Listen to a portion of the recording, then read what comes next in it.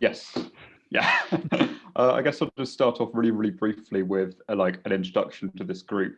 It kind of started last autumn when Dylan and myself agreed it would be quite nice to bring together a group of people trying to think in, I guess, a scientific and quantitative way, initially at least, about how what an effective mutual credit system would look like, and also trying to think about what data we'd need to gather and what tools we'd need to develop to understand these systems, not just for ourselves, but also for the people who were participating and facilitating networks. So it also extends to visualization tools. So it started out as kind of quite open-ended, and at least for myself, because my background is in physics rather than economics or finance or anything, for me, it was very much about at least trying to initially identify what tools and frameworks would be useful in a kind of very exploratory way. And I think, we've had some really useful discussions, and we've talked about all sorts of different things. It's even extended more towards historical research, like with some of the things Hans Florian has introduced. And so it's not, we don't really have a rigid agenda as such. We're really just interested in exploring as many different ideas and frameworks as we can, to get as many perspectives as possible on understanding these systems and how we can build effective ones and support them. I'll probably pass over to Jakob at this point, because he's really been the kind of driving force behind this particular session. Yeah, and thanks for the introduction of the group, Tom. So I'd like to introduce a little bit of the context, like why and how we are actually meeting here, and I'm very happy and grateful that Jan and Mark are here with us today. And so the little bit of the context, back when COVID was not yet a thing, so I started preparing and organizing a conference around the topics of complementary currencies and commons in Czech Republic. But unfortunately, COVID hit at the time. But at the time, I got in touch with Mark because I found his writings about promise theory and also about application of promise theory to the field of money, and Mark and Jan's. So I found it like really interesting and rabbit holey in a lot of ways.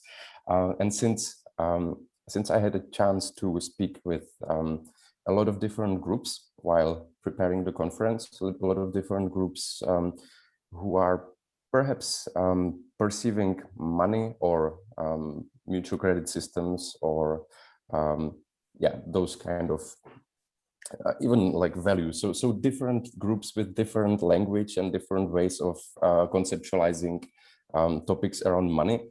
And I thought that promise theory could perhaps be one of possible useful lens that could help bringing more understanding or conceptual clarity. And also when I reached out to Mark, I found out that he was interested in the complementary currency field. So this is kind of the first discussions, and the goal is for us to see whether and how promise theory could also could help perhaps the complementary currency concepts, and also to help Mark perhaps get a introduction to Mark and Jan get introduction to complementary currencies, to mutual credit, and the kind of framing of this session would be, at least as we talked with Theo and Tom, we'd like it to be somewhat informal and more of a discussion, but also for us to introduce concepts like mutual credit. Theo will talk about value sequence typology a little bit, and they will speak about credit commons also a bit. So as Jan and Mark have a chance to kind of get a sense of what we are doing here, and then hopefully Mark and Jan can perhaps shed some light on promise theory and how you see it could relate to those topics. And then we can have some free-form discussion. But first, I'd like to introduce Mark and Jan at least a tiny bit. Mark has been teaching at University Oslo, and please correct me if I'm saying something wrong, right? Mark was a professor at the University of Oslo, teaching physics, and then also his big interest was distributed computing, and perhaps you might know the software which was or framework which was called CF Engine, which was used for I don't want to say it badly, so please, Mark, then if you can introduce a bit more about yourself so I don't botch it, that would be great. And Jan is also was professor of computer science, right? And one of his topics was process algebras, but also he started working with Mark on promise theory, and I think you both co-authored several books, right, about promise theory. And so the books were Promise Theory, Searching Uncertainty, Treatise on Systems, and the one which was my favorite and kind of brought me to the topic, the Money, Ownership, and Agency. And one of the what was so interesting for me was that Mark and Jan's conception of promise goes beyond the traditional kind of anthropomorphic way of speaking about promises. And often when I was hearing people in the complementary currencies circles speak about promise-based money, I realized that Mark's conception is much more rigorous and perhaps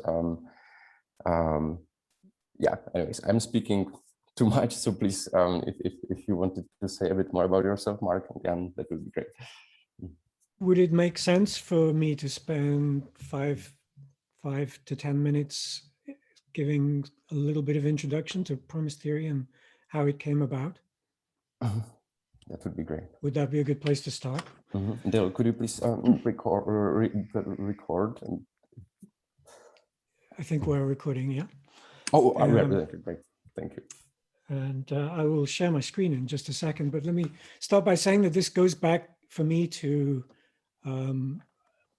early 2000s when I was, as you rightly say, defecting from physics into distributed computing, and was looking for ways to describe computer systems originally and how they cooperate as independent agents working together rather than in a centralized form of control. And I spent 10 years actually unlearning a lot of the physics that I discovered, because physics, of course, is obsessed with the quantitative. And it turns out that a lot of what happens in networks is qualitative or semantic in nature. And understanding the semantics or the functional aspects of interaction are at least as important as the quantitative measures that we come up with. In a way, physics has made a great business out of eliminating semantics and replacing it with quantitative measures in order to make it as objective as possible. But of course, we all know that there's nothing very objective in small systems and agents with intentions and so on. So actually, let me just share my screen now before I rattle off too long. I have this nice Blackboard app here. And so I wanted to come up with a description of agents working together, computers working together. And it was only later that I realized that this could also apply just as well to people or humans or any kind of agent. So agents could be anything from an individual person, a machine, to a company, to a country, at some scale. And scale will obviously be important. At exactly this time that I was working very hard to come up with this idea, I met Jan, and we had this common interest in applying this to computer science and trying to come up with a way to understand how to manage computer systems. And so Jan got involved, and it turned out to the two of us together spent a lot of time hammering out the elementary nuts and bolts of this to make it more rigorous than I would have made it on my own. But let me tell you my version, and Jan can pitch in a little bit later as he feels free. So the way that I like to represent agents is as a graph. So, this graphical picture is a nice way to begin. And agents, I draw them simply as circles. Oh, the internet is very slow, so this is not going to work too well. That was a circle, by the way. So we have lots of agents, and they are proper circles. Oh, this might be too painful.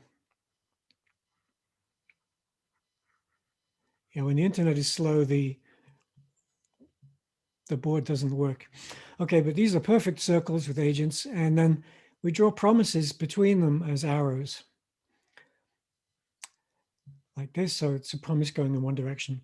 Now, the idea is that agents declare their intentions to one another. So there's this is not a flow, as we often use graphs to describe.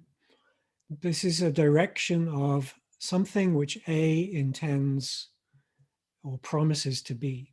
So it's a direction of intent. And I was going to write here, but I think this is just hopeless. I'm not going to try to write too much. But so the key thing is that these arrows are not flows, but they are intentions, which means we attach some description with them, not necessarily a quantity, but a quality. For example, I will promise you X, where X is anything from a sandwich to money to goodwill to humanity, or whatever you like to say. And of course, my offering this to you is utterly useless unless you choose to accept it. So there will be an arrow in the opposite direction as well, which we label with a minus sign to denote acceptance. So I offer you something which is a plus, you accept it, it's a minus, and then, of course, there will be some overlap between these things. So not necessarily complete.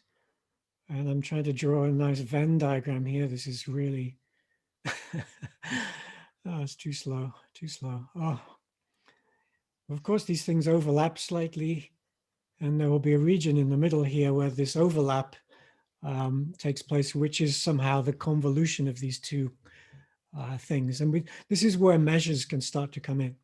So there will be a type associated with my promise, which we can call X, sandwich, money, goodwill, whatever it is. And these types have to match the types which other agents are willing to accept. So I can offer you a sandwich, but you're only willing to take money, then it's not too useful. And so we use this overlap region to quantify the amount of what was offered and what was accepted. And so there's a subjective aspect to this where the agents have their own idea of what they're willing or able or willing to accept. And then, of course, there's a quantitative or more objective measure which results from some common language between the two. But the idea is that this is the basis of cooperation. And cooperation isn't a one-sided thing, which we often tend to assume when we draw graphs. The graphs are directionless or undirected. And it's assumed that if I push something to you, you of course take it, you accept it, you have no choice. But in promise theory, you have a choice. And the key assumption is that the agents remain autonomous. So the agent has the last word about itself and what it's capable and willing to do. And that means that I can try my best to impose upon you or offer or push to you, but ultimately it's up to you to accept it. And if you don't, then I can't guarantee that you got the message and so on. So it's really turning undirected graphs into directed graphs. And if we want to have this mutual bidirectionality, you have to explicitly promise in both directions from both parties. So this, of course, applies to money. I can offer you goods, services, and you can offer me money in return, or vice versa. I may offer you a nice new bathroom, but you only accept to take a mirror in the bathroom. So I offer you a service, you take part of my service, and you offer me some money, and I want to accept twice the amount. So my promise to accept would be twice the amount that you offered to give. And so in this way, again, the quantitative aspects come in. And we hope it's in some way that these graphs will reach some kind of an equilibrium or some understanding, which of course is in the details. Now, an important thing that comes out of this, which Jan and I discovered in the beginning, is that we need these autonomous agents to bring their subjective assessments into the picture. So every agent will make an assessment about what the other agents are promising and whether the other agents are keeping their promises or not. And so the notion of assessment is key in promise theory. And of course, this is where value comes in. My big bugbear in reading about economics and the way people treat economics and money and model it is the assumption that money and value are the same thing, or that money measures value and so on. That is partially true as I see it, but from a promise theory point of view, you would offer money, and that amount of money you offer is an amount. It's simply an amount of something, some tokens. The value that the other agent associates with that money or the goods or the services is an assessment made by that agent. And of course, this goes to the idea that money is worth exactly what people are willing to give you for it, rather than it being declared and defined by some markets as a number, as a price. So the separation between price and value also very clearly, I feel, comes out of this modeling with promise theory and the difference between a promise and an assessment. And we wrote about this in this this little book that Jacob mentioned. So that's sort of the very basic elements of promising, the pluses and the minuses. People always forget about the minuses. They assume that if you offer something, it has to be accepted, and it will be accepted. There's something deterministic about it. But promise theory replaces that deterministic view with a voluntary cooperation view. I will offer, but it's up to you to accept. And we've applied this actually to not only machines, but to humans. So it turns out that you can model things like authority, services, rights, permissions, invitations, et cetera, all of these kind of phenomena can be modeled in a very simple way using promise theory.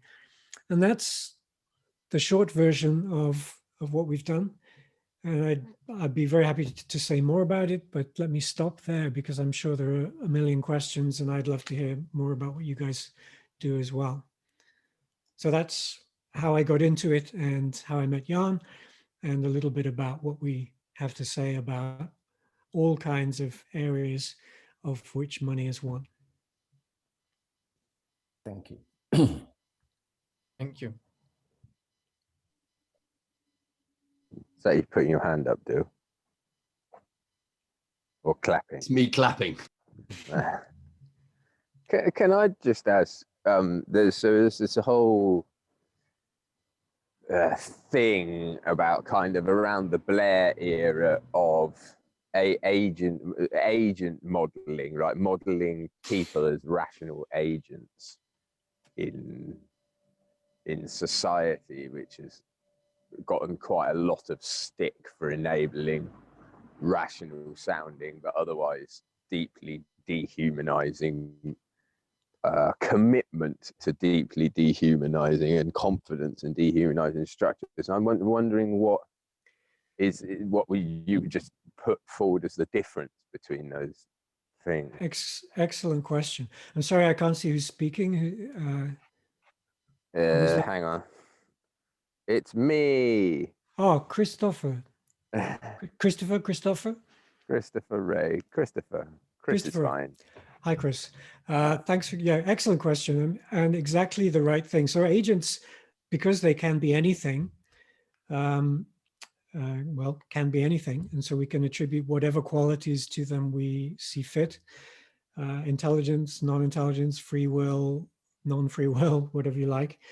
Of course, the role of any kind of formal theory is to create a suitably idealized approximation, as we like to say in physics.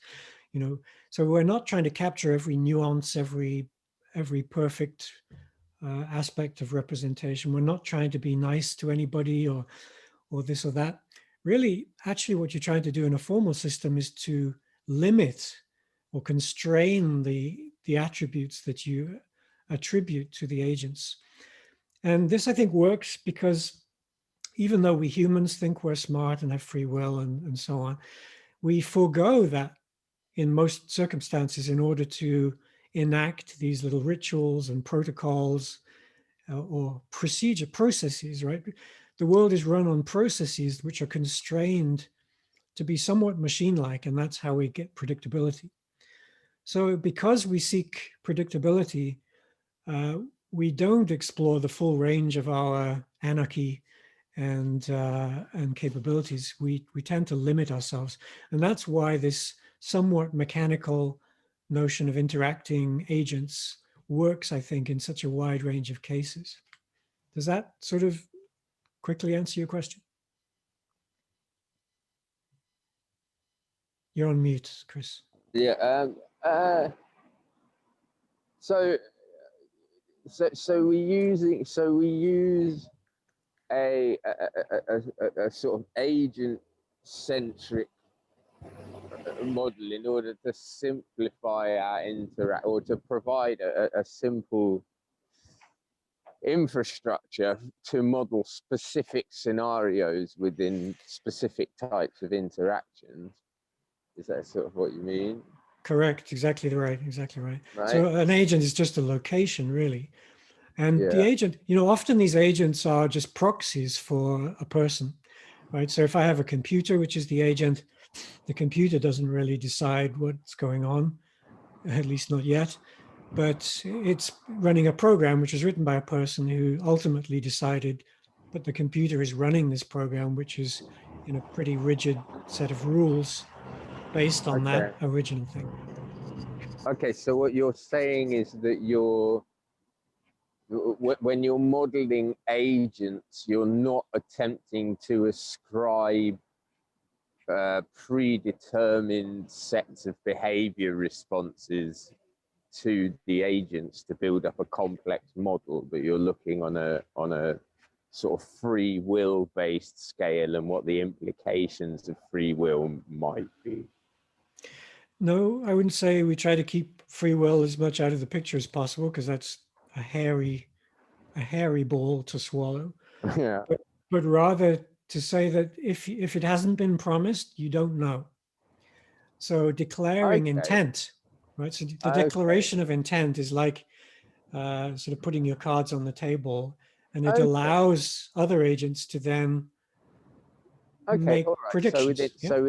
So within that model, what you're looking to say is one of the fundamental primary whatever axioms, tools, thingies is that within these systems, consent or desire has to be expressed by an agent before it can be fed into the modelers to see what will happen. I think that's fair. Would you say, Jan? Cool.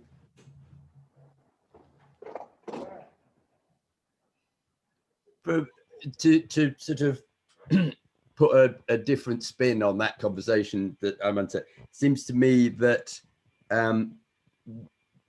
if we think about the sort of way that game theory approaches things, which I think is what Chris was originally sort of alluding to, this sort of rational, self-interested agent thing, what you introduce with promise theory is more information flows backwards and forwards between the agents in the system than is commonly allowed for in game theory, in standard game theoretical right. Yeah, and Another excellent point. Sorry, let me quickly answer that. Yes, and if you want to map promise theory onto game theory, which we did, the promises sort of become like strategies in a strategic view. And now you have these open games where actually there can be feedback between the players, sort of out of bound, in bound, out of bound. We can allow for that kind of scenario as well. And then the value is the payoff, if you will, that each side assesses. And of course, it doesn't have to be a common language. Each agent makes its own estimates of the payoffs that it receives, and so on and so on. So yeah, it maps onto game theory, but in a sense, it's more elementary than that. The key thing for money, I think, is that what comes out of it is that money becomes a network.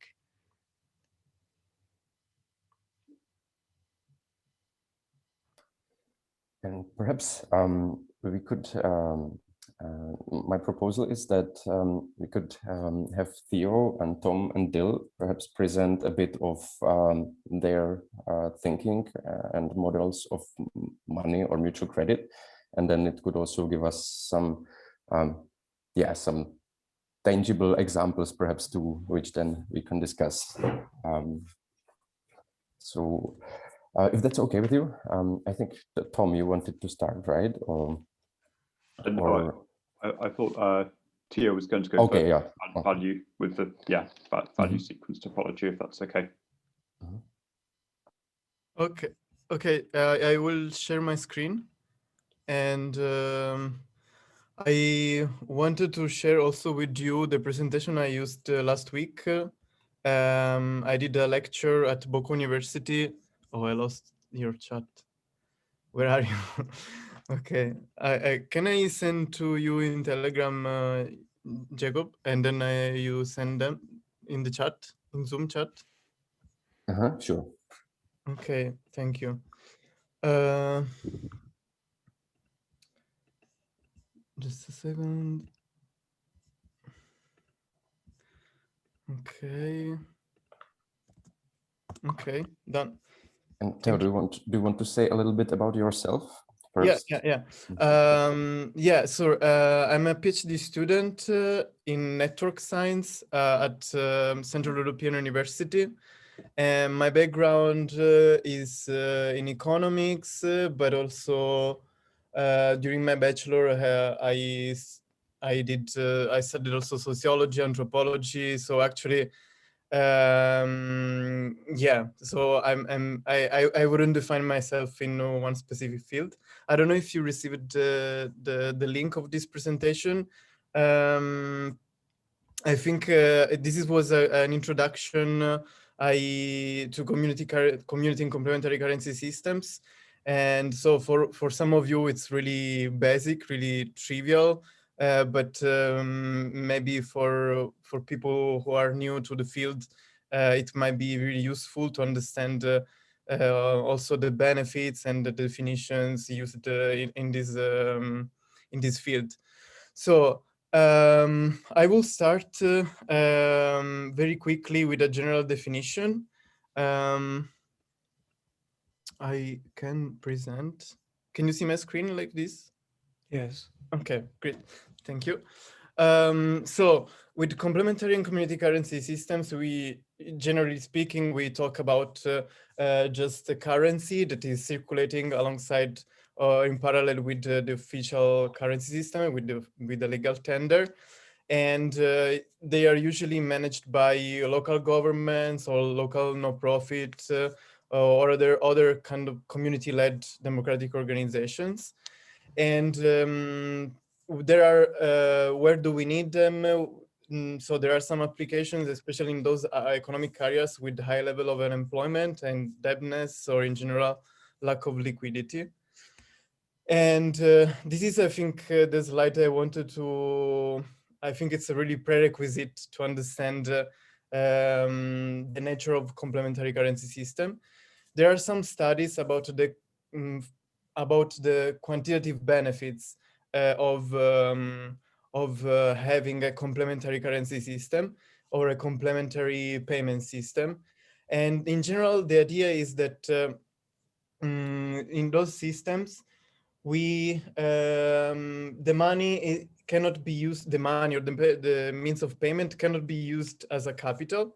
So in the sense that it cannot be used it cannot be held in order to gain some profits. And this is a very important aspect of complementary currency systems, because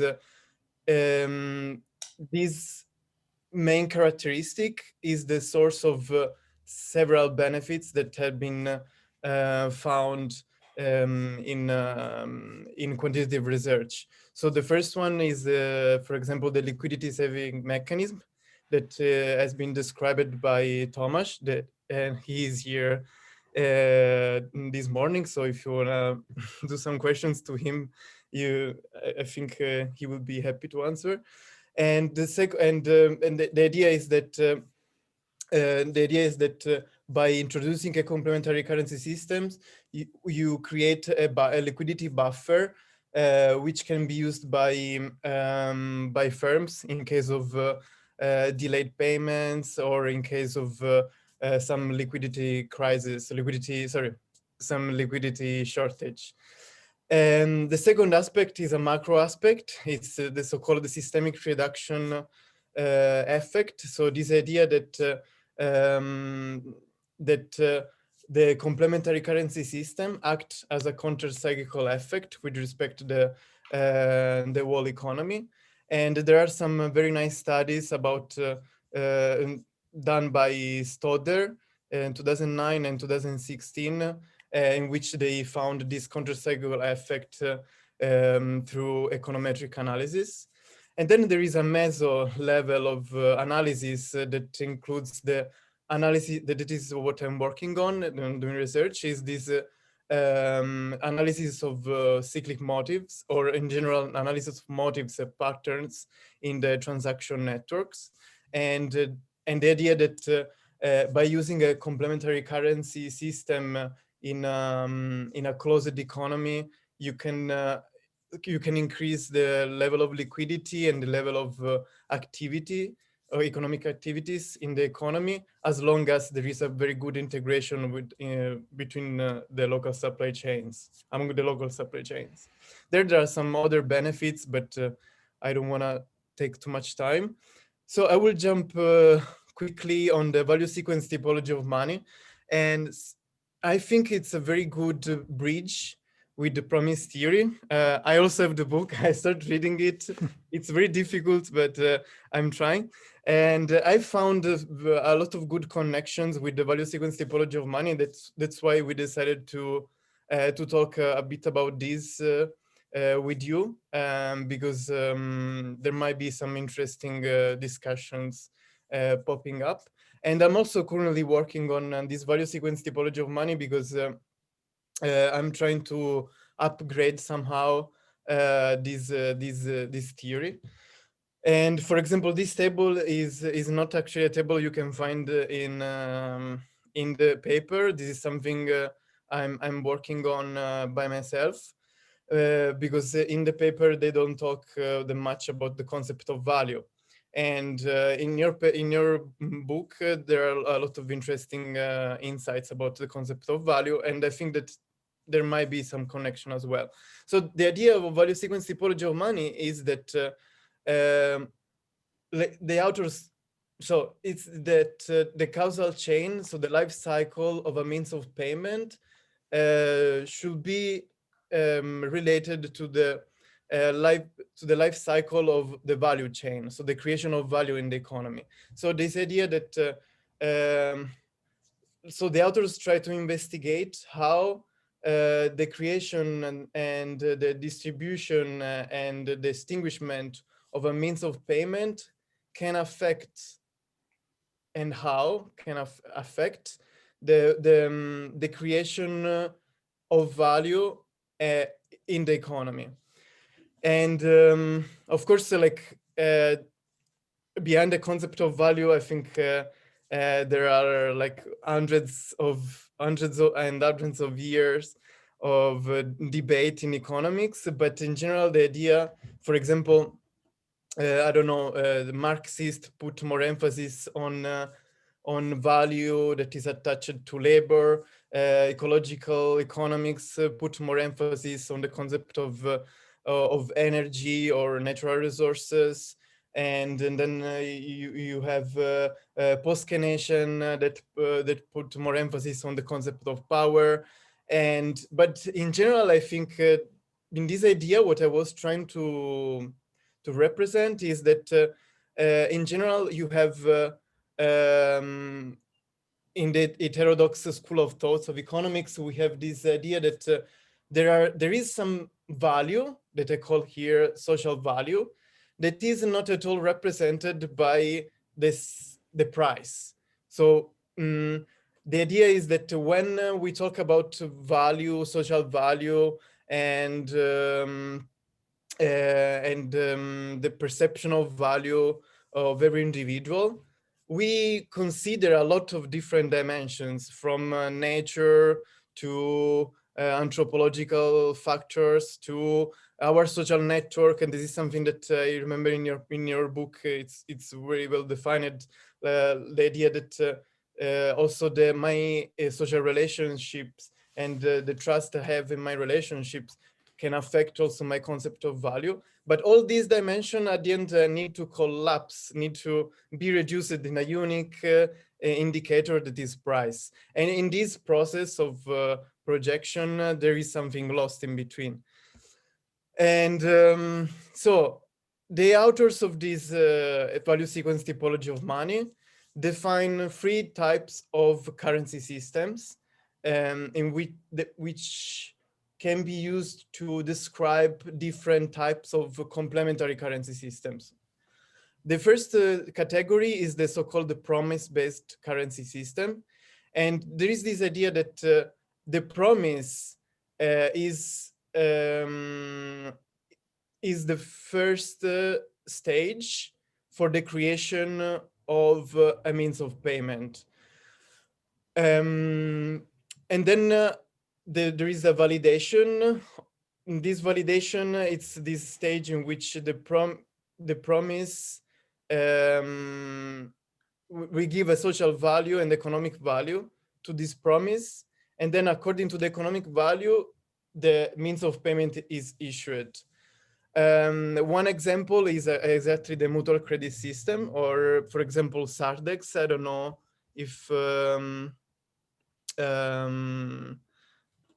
I don't know if Jan and Mark know a bit more about Sardex, but Sardex is an example of a mutual credit system between firms. So it's a kind of a multilateral barter trading system.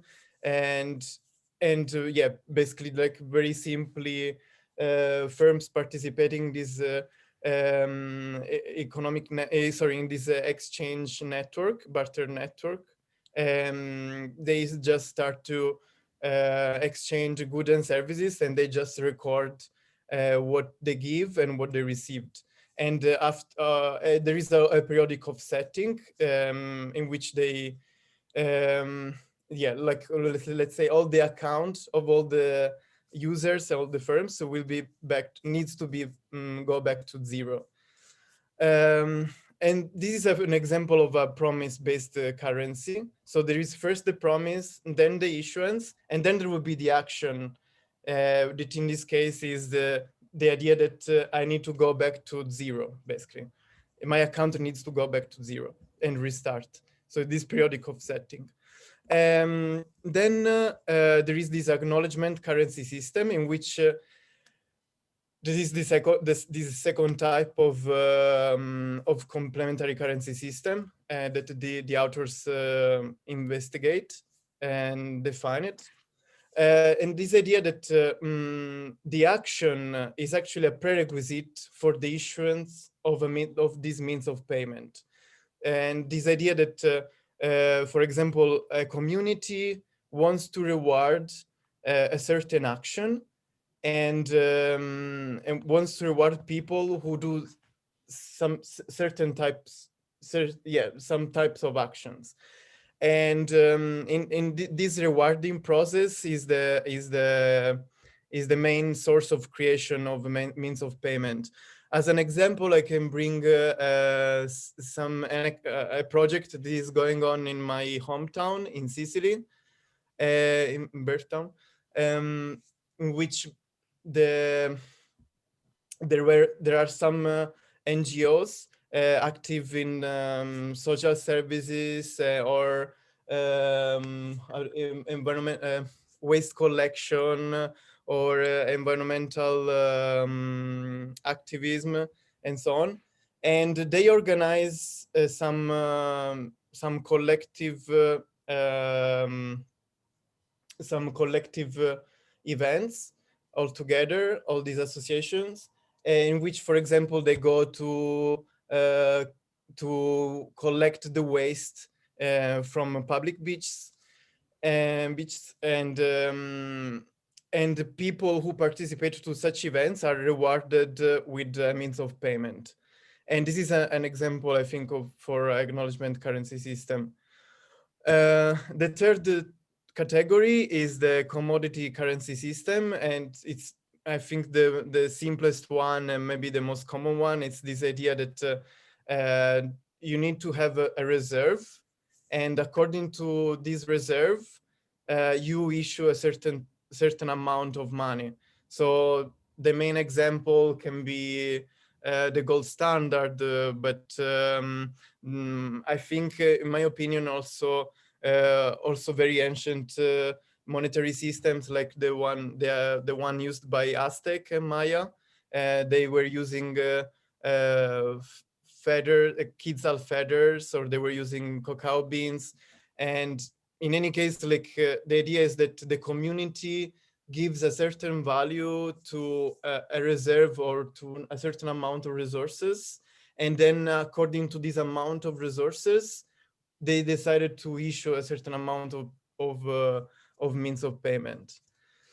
And yeah, and that's it. Thank you. Sorry if I took too much time. If you have questions about this, I can try to answer.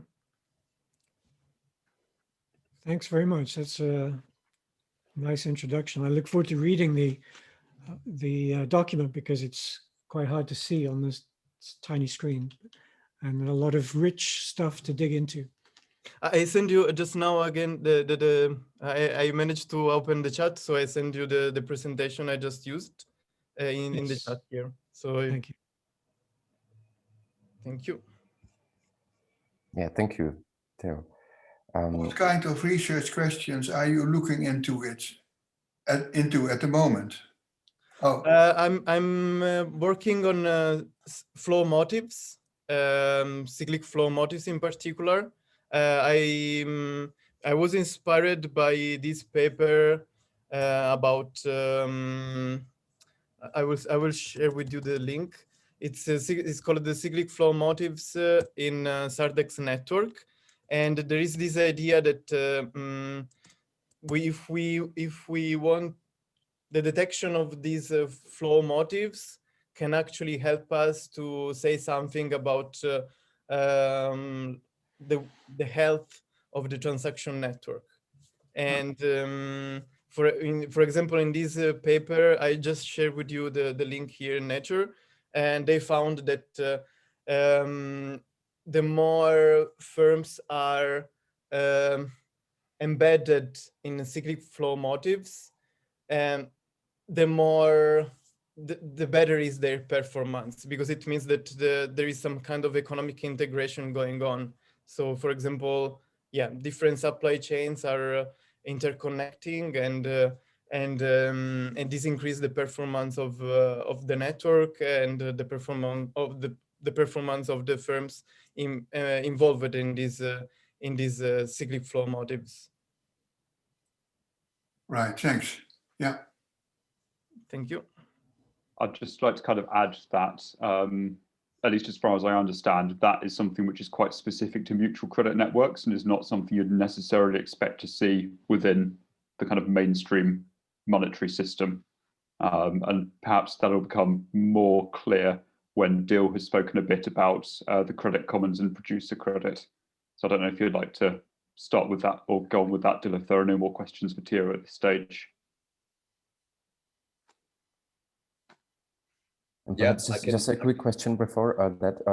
Mark and Jan, are you familiar with mutual credit systems in general, or would it be better for Dil to introduce a bit of what mutual credit actually represents. If you don't mind, Jakob, I'm not actually going to do that.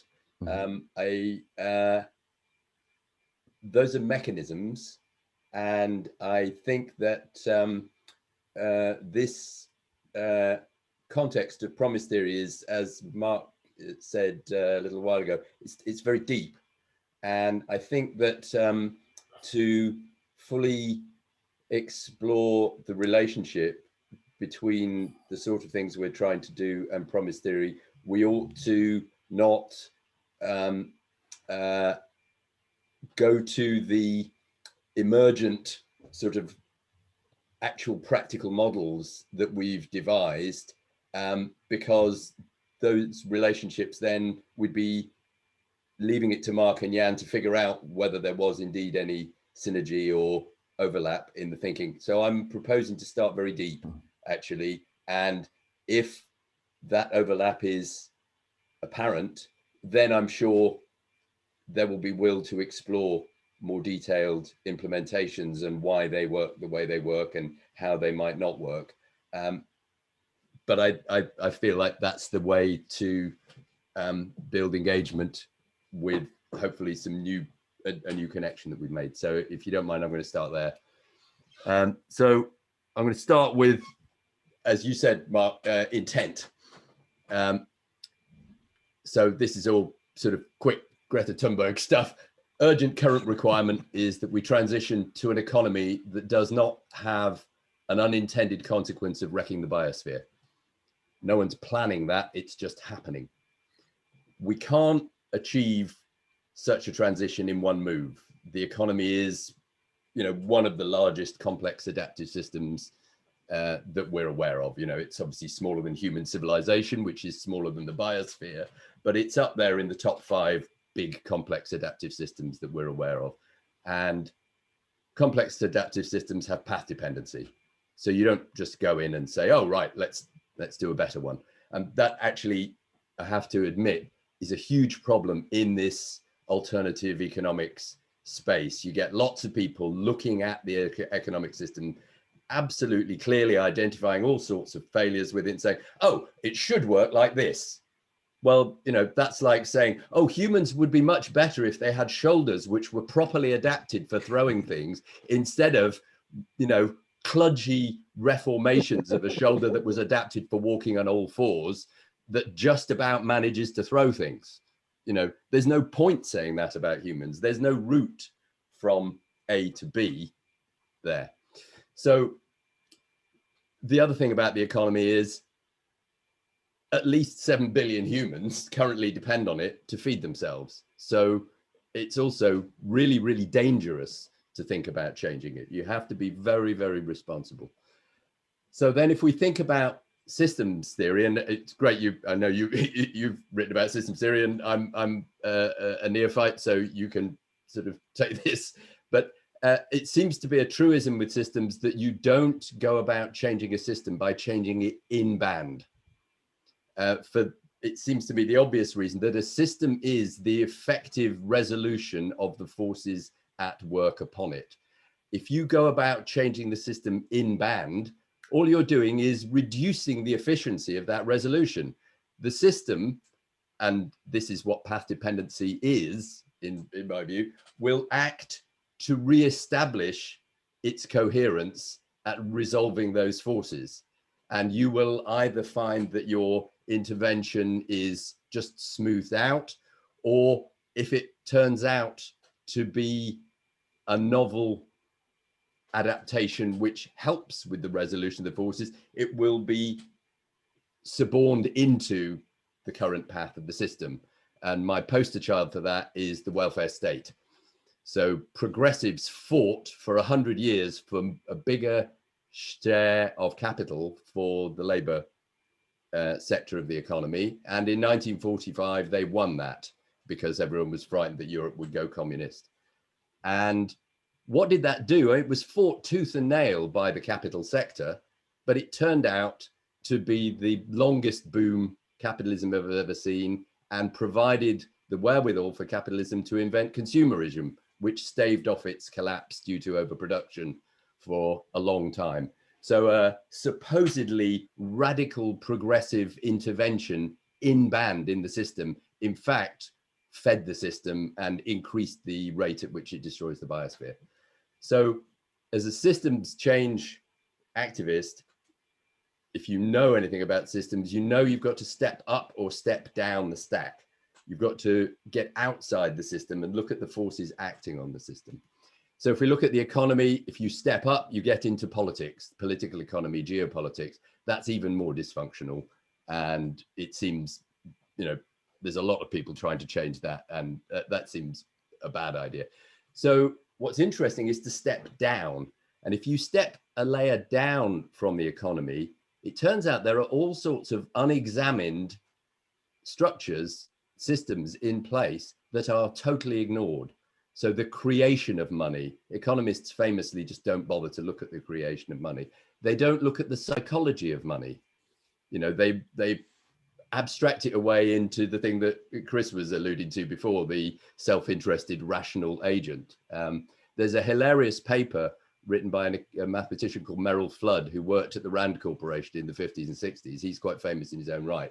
But this paper, he tried to do some game theory experiments with members of, you know, colleagues at the Rand Corporation around simple economic interactions, and came to the conclusion that the layering of social expectation that was present in even very simple economic interactions was such that, and he sort of says it with his, you know, he's doing it as a reductio absurdum. He's saying, well, we could model these with game theory, but the implication is that that would be a ludicrous intent. And I actually have gone and found a scan of that original paper, and it's in a blog post of mine. It's hilarious to read, very funny.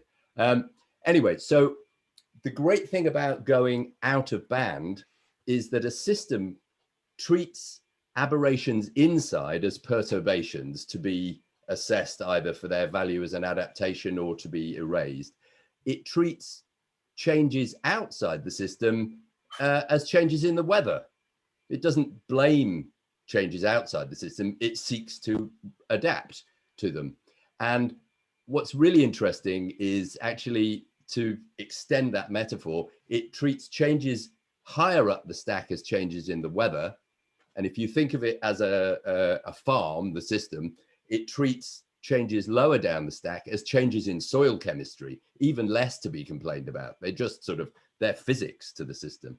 So to step down to the zone of money creation and how people think about money seems to be that you can get away possibly with well-designed changes there if they don't disrupt the system catastrophically, in which case you'll be, you know, strung up and lynched, and well, you should be for, you know, starving millions of people.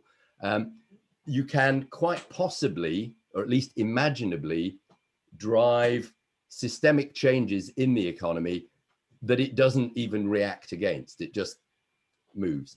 And it seems to me that promise theory is directly related to this idea that we have about that, which is that, and this is this term producer credit. And basically producer credit, and I'm here conflating the work of a lot of other people. This is not my invention at all, is that you create means of exchange at the moment of the transaction on the basis of a promise by the producer of value, the buyer. The buyer is a future producer of value, and they promise to accept that credit unit, because this is a credit theory of value, when it comes back to them in return for value creation of their own. And what you're doing there with a producer credit theory of value is you're saying, exactly the diagram that you produced, Mark, it's a one-to-one mapping at the beginning, the diagram you drew for us. So I think there's definitely, but there's all sorts of wonderful systemic things that come out of that. One is you erase the idea of wage slavery, because if the money is created separately from the productive capacity of the economy, it's created by a central bank, then money is forced on you in return for your labor. There is no proper promise and acceptance going on. There's, if you want to eat, you must work, and there's wage same. But if it's the other way around, it's, well, I'm going to create some credit by promising to do some work for you. I get to eat. I get to choose how much credit I expect for my work. You know, I get to say, oh, I don't get out of bed for less than 20,000. And lo and behold, if no one will pay me 20,000 and I don't get out of bed, it's my right to starve to death in bed. That's fine. That's human dignity at the end of the day. Whereas if someone says, you will starve unless you come and work for me, and by the way, this is the going rate for your labor, you have no choice. So there's a human dignity aspect to this producer credit, but also there is promise theory in there as well, that when I say I will do this for you, but I won't do it for less than 20,000, you get to evaluate, well, I don't know, does this person get out of bed? When they get out of bed, do they perform always to the standard that they're claiming to? Or actually, shall I go and find someone else? The other thing is, I'm jumping around a lot because there's actually many, many things I could say. And actually, I want to stop. Actually, I have to stop. It's 10 o'clock. I'm going to stop there. There's many things I could say. I would like there to be time before people have to rush off for any questions to be asked. Yeah. Can I just come back with a, I'm sorry. Yeah. No, you go first, Mark. Thanks, Michael. Sorry to jump in there.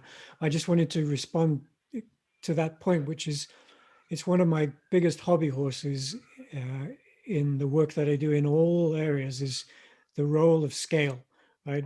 As an old physicist, scaling is the number one thing. So to go from agents to compositions of agents, which I call super agents, on all levels. And this complex adaptive stuff, also super important, because at each new scale, there can be new promises. And this, of course, is widely misunderstood because we tend to think linearly about systems. Yep.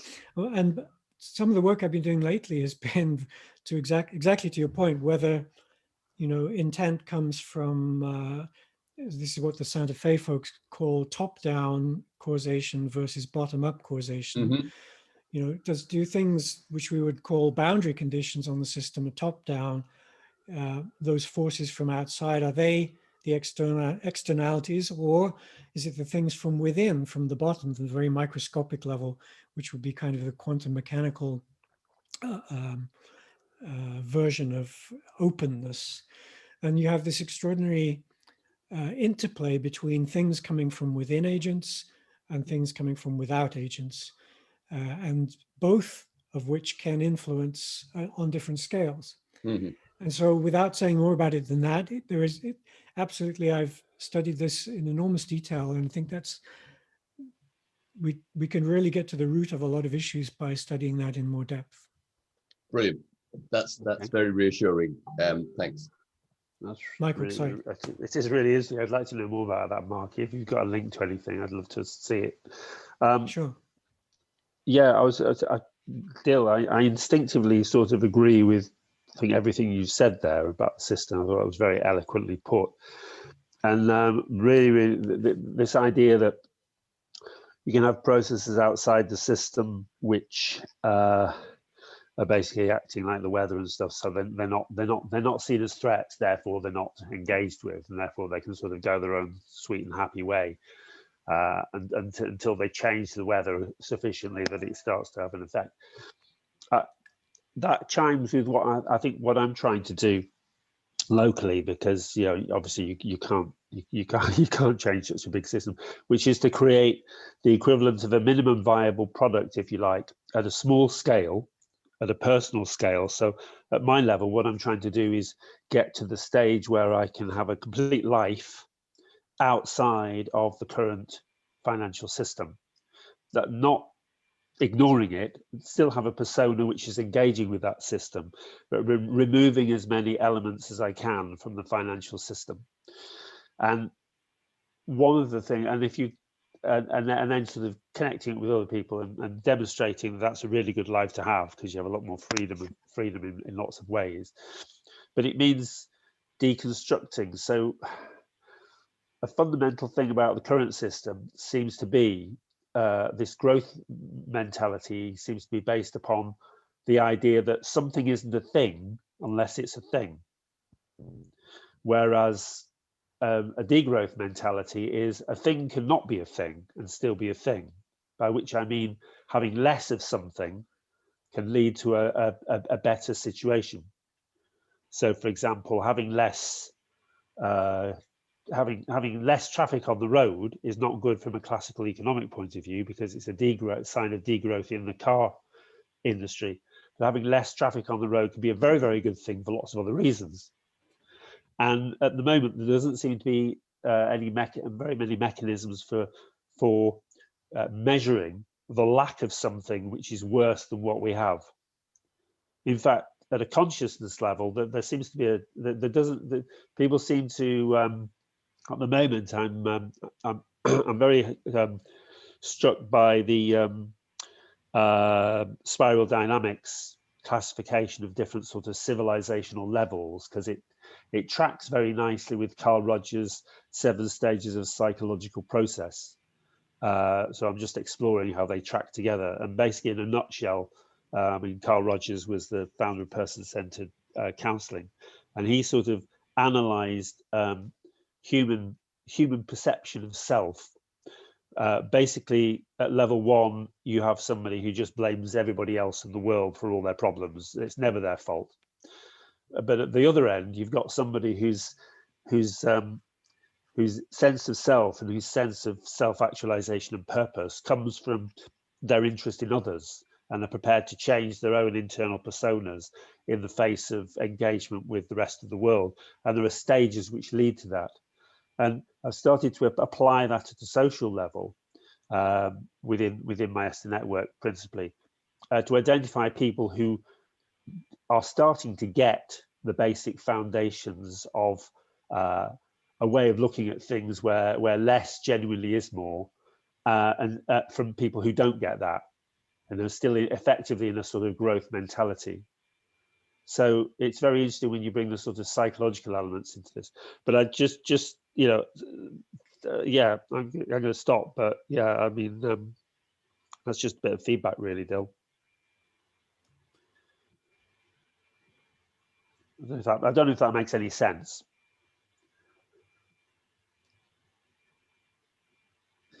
It does, right? Okay, that's good. It's a relief. I'm just not talking. because I want to. Yeah. I can see Chris Cook has got his hand up, and he actually mentioned to me he wanted to talk about value, legal design, and enforceable contracts and agreements. So, if Chris, a few minutes on that, perhaps. Yes, thanks very much, Tom, and thanks, Mark, in particular, for joining us. Promises are very interesting to me. Yeah, I'm coming at this from a background of 40 years in commerce, financial technology, you could call it, and also working at ICL researching, UCL, researching the legal design of institutions and instruments for a resilient economy. And that's what I've spent the last decade doing, essentially. Now, I'm coming at this, my starting point 20 odd years ago was from the metaphysics of value. I riffed here on Robert Pirsig's metaphysics of quality. It was interesting. You began with, quality versus quantity, the qualitative decisions as distinct from quantitative. And this is an extremely important point. I mean, I noticed in your paper that you referred to money, that there was the axioms had not been resolved. And this is where I'm coming from. The axiomatic basis, if you like, of money. Now, for me, you see, we've got a digital binary economy, either or, 1 or 0. Okay. The question is, what does that digit, or what does the 0 come to that actually represent? That's what we have to actually use, that starting point, to describe digitally, what the economy even is. And at the moment, what we're using as the basis of this goes right back 4,000 years to Aristotle. This is Pirsig's case, that the Greeks came along and fucked everything up by compartmentalizing everything into either or, subject or object. Yes, Hans-Florian, fuzzy logic is exactly what I'm talking about. But the Greeks didn't have fuzzy logic, right? So what we've actually got is this binary either or system, either debt or equity, either freehold or leasehold, either or age. And we built an economy on it. And the point is that money and property, Bentham pointed out that property is not an object or a thing, as we're accustomed to think of it. It's the relationship between the subject and the object. And the object could be another person on the other side of it, but it could more like he was talking about, you know, land. He was talking about other sort of factors of production. And Dill described producer-centric, producer credit. I'm saying the vast bulk, far and away, the biggest amount of value in the economy is based on the capitalized use value of land, in fact, of location. Chris Cook's economics is based on three sources of value: three-dimensional space, energy in material or immaterial dynamic form, and what I think of as intellectual value. It's that which qualifies manual labor, because manual labor is manpower. It's energy again. So if you actually look at value as something which is definable only in relative terms, that's what Percy's case was. Value is definable like quality, if you like. He talked about quality only in relative terms. This is more valuable than that by reference to some metric. This is now we're on to metrics. The only objective metric is a joule amount. Energy economics is objective, but it's inhuman. So we need subjective metrics. And that is where you're into the realm of irrational decisions. You know, man as the measure of all things. Okay. So we have, in my view, we have to base our future institutions not on absolute objective, but on the relationships. Money is not an object or thing. It's the social relationship between the subject and the counterparty on the other side of his promise. And a promise is a soft, fuzzy obligation. And mutuality. I was just riffing with Tom on Twitter this morning on this very subject of, you know, the legal. You've got the Anglo school of law, or the Anglo jurisprudence, which is basically, you know, it's either judge-made, you know, which is common law, or statutory, but it's imposed, contracts which are imposed. But there's an entire other sphere of law, and the French distinguish between what they call contrat de mandat, which are mandated contracts by law, and contrat de société, which are voluntary agreements. That's the space, that's the soft, fuzzy agreements, right? Not the hard-edged, state-imposed agreements. And I have found, and I've written them, that you can come up with globally valid voluntary agreements, creating a club on a grand scale. And I'll conclude by saying in 1998, that's exactly what I did. I came up with a mechanism I call it nuclear, but it was oil clear, of a mechanism for registering trades. This is in the oil space, and it was bounded by a market user agreement, which was a voluntary agreement. It was like a club of clubs or an exchange of exchanges, and it was valid globally, and it's making billions of dollars for the big exchanges right now because they just stole the idea. Anyway, I'll end there. Thanks. Perfect. It's great to hear those points, Chris. And it comes back again to what Dill was saying about scale, where the subjective is typically on a smaller scale, but we try to replace it by something objective because the traditions of science say we have to be objective, and yet that objective view it wipes out all the semantics that are of importance on a human level.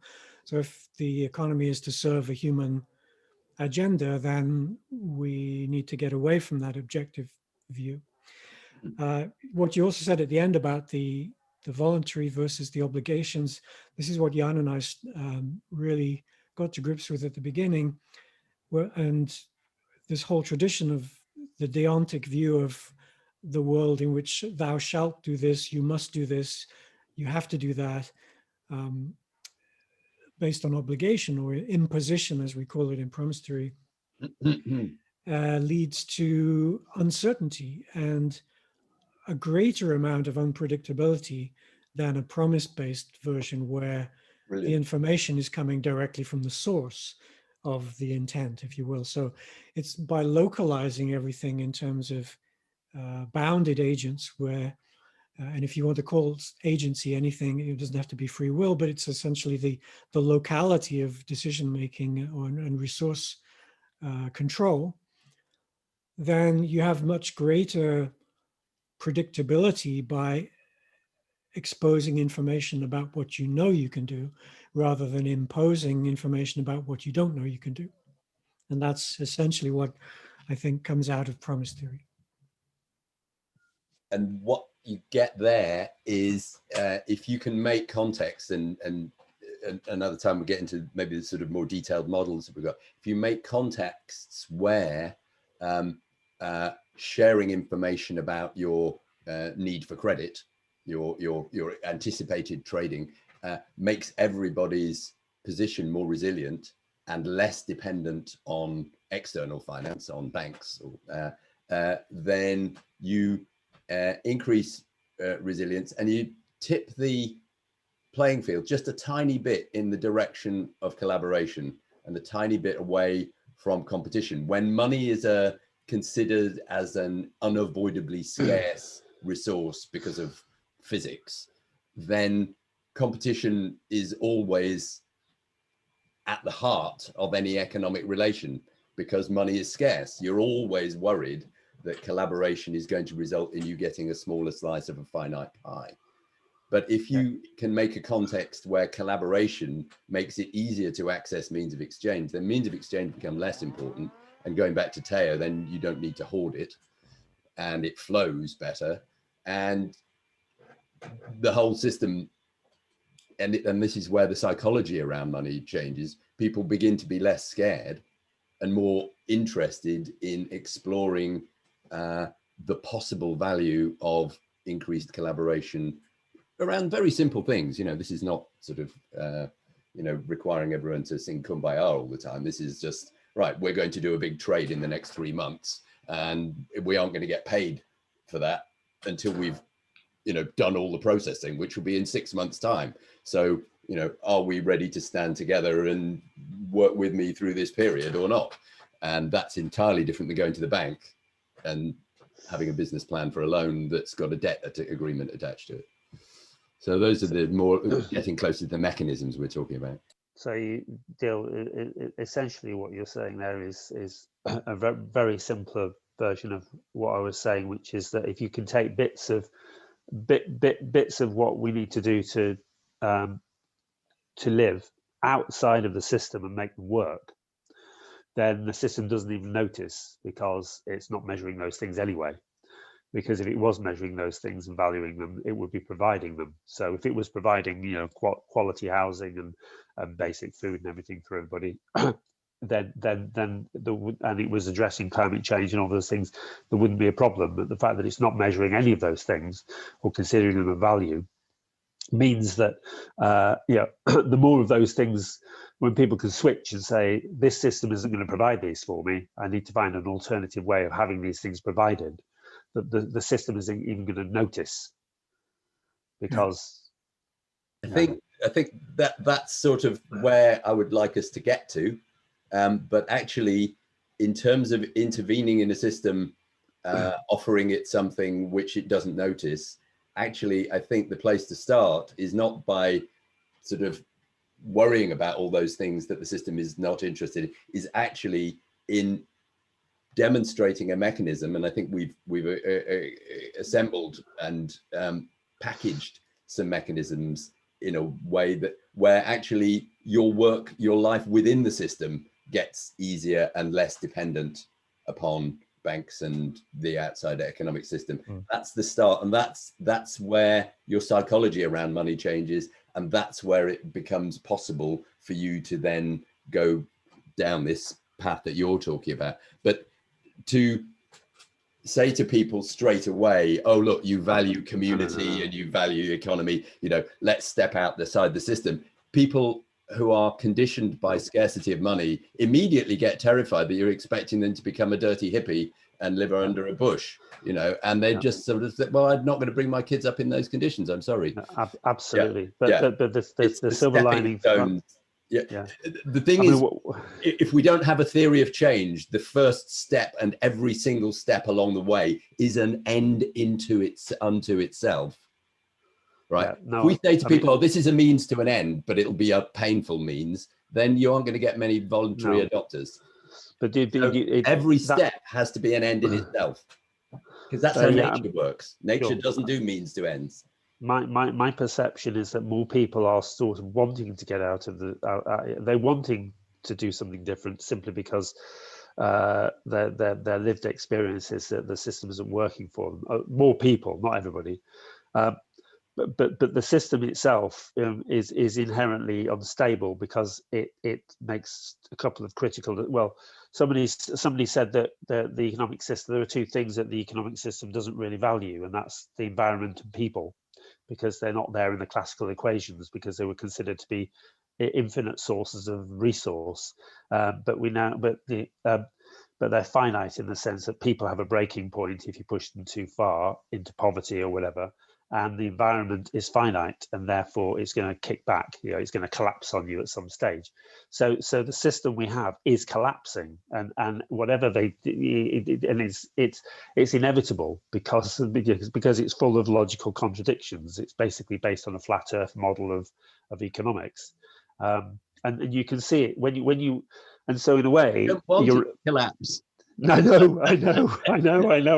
The irony is we want to prop it up as long as possible. I'm not really worried about working for the people who already know that they want to get out, right? I know that they're already voting for us. What I really, really think is absolutely crucial for people like us is to design things for the people that are perfectly happy with the system, who are totally bought into it or are totally scared of opting out of it, and offer them something that works immediately for them. And that is just, you know, that's a tall order. But frankly, you know, I had dropout parents. I lived with dropouts. I was a punk rocker. I was an anti-system. I've spent my whole life stepping outside, you know, and during my whole life, the impact on the biosphere of the world we live in has increased exponentially. It does not work being with the people who already see the problems in the system. They are not capable of changing the system.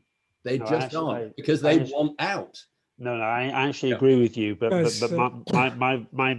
my zone of people who are dropping out is, I think, broader than yours, because, for example, there are a lot of people who are jumping ship from institutions like the NHS and banking and all kinds of big organizations and going freelance. Because they want to do that job. They want to do those jobs, you know, accountancy, estate agency, whatever it is, but they want to do it in a functional system. So they basically go freelance and then find other ways of amalgamating, which are healthier. So there's a huge number of people who, I'm talking about a broader set. I think our sets overlap. I think Hans Florian has a point just before we have to close off. Yeah, let me drop off this thread to the history, to the topic of value. I found it very amusing sometimes to read about the discourse on value. For example, there was one who said, "Why are pearls so valuable?" And the argument was, "It is so dangerous to dive and get them." And then the other asked, "And what if he comes back with a stone?" Yeah, okay, but the question of value, is value something which is intrinsic, or is it something like a distance? This is an important question, and to the question of scale, which I also appreciate very much as a topic. This is the step between a oikonomia, a house Wirtschaft, to political economy. Political economy is the question of scale. How do we transform that what works in a community where everybody knows everybody, and if you sit on the table, your right to participate is granted by the others which sits there. They know you, and you have a plate. Everybody has the same size of plate, and what you eat is distributed. It's a dividend of something which has been prepared, and to transform this to a anonymous, very large society is a important question. How to organize that, and division of labor is one feature which enabled this step of scale. Thank you. And I'm aware that we are nearing to half past. And so this was kind of, introduction of many different viewpoints. And I know that Tom still had something to speak about. I'm not sure, Tom, if you want to still touch upon it.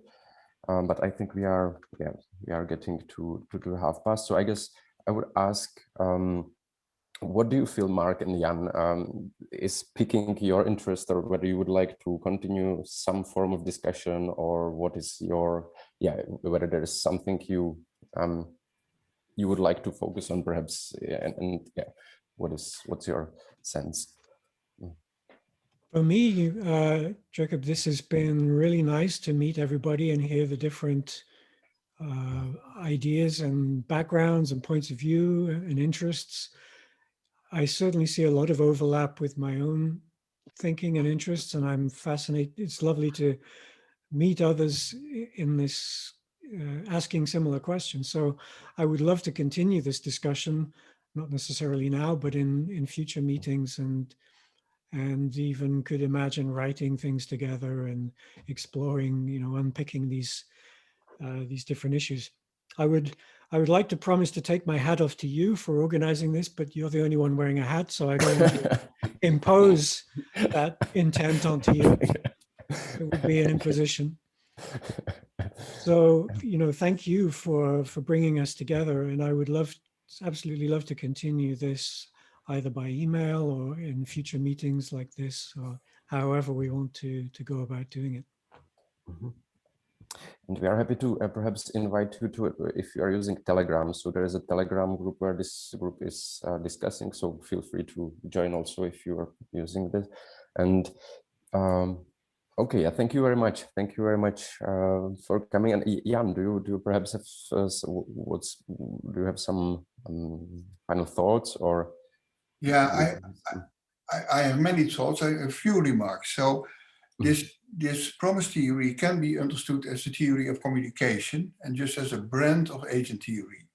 And it is able to view money as just a means of communication without any reference to value, just a means of communication. And you might do it differently.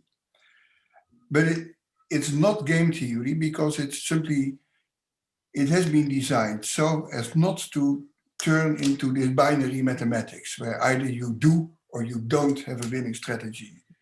In promise theory, it's more fuzzy, and you may or may not, but it's not even essential whether a strategy is winning. And what I like about this promise business is that it also exports a theory of communication to philosophical issues. I've just written a paper which has been submitted to a journal on accusations. Now, as it turns out, philosophers have not studied the concept of an accusation. There is no literature, it's empty. But an accusation is a close friend of a promise. And so this promise theory goes two ways. It takes something human and imports it into the mechanical world, where promises are between non-human agents, and it exports a theory of communication to issues in philosophy which have not been widely studied, like threats. Promises and threats are similar. Very little literature about threats, much more about promises and accusations, but there's more like that. So I just wanted to sort of state this about why one might be interested in these promises, and why I am in particular. So that's it for the moment.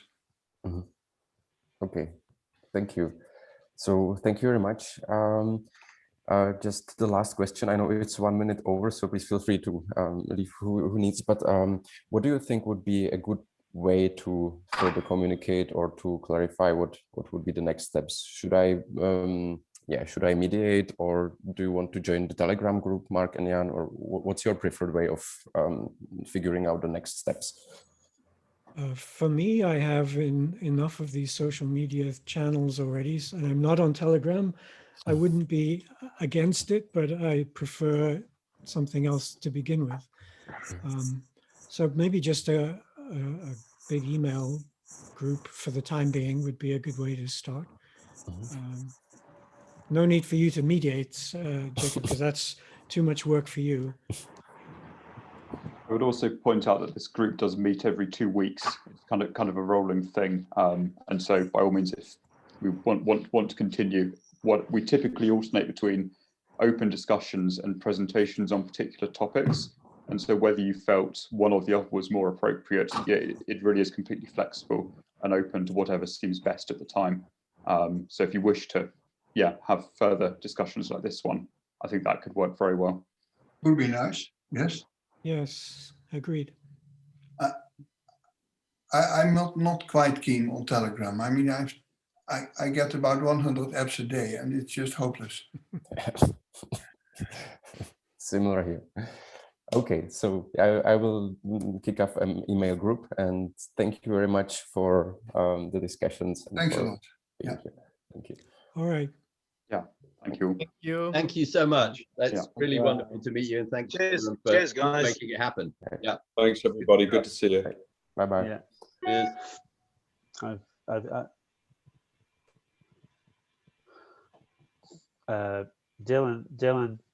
Dill, I've just emailed you and Tom a copy of the spreadsheet I was talking about, the work in progress. So Okay, we can. I think share that I've around sent. the group. Yeah, I mean, it might have gone to the group because I just did reply to all on Tom's invite reminder of this meeting. So Great. if there's anybody that's missed off that, feel free to pass it on. Great. Just saving the chat. I'll have everything, welcome. Jakob. So if you ever haven't got a chat, I think that gets saved even if I don't record. Okay, great. Yeah. Great. Okay. Chris, we'll have a catch up at some stage, but Yes, Michael, I look forward to that. When I resurface from doing other things, which will be Yeah. soon. Cheers, guys. Catch you later, Dill. See you. Bye. Yeah.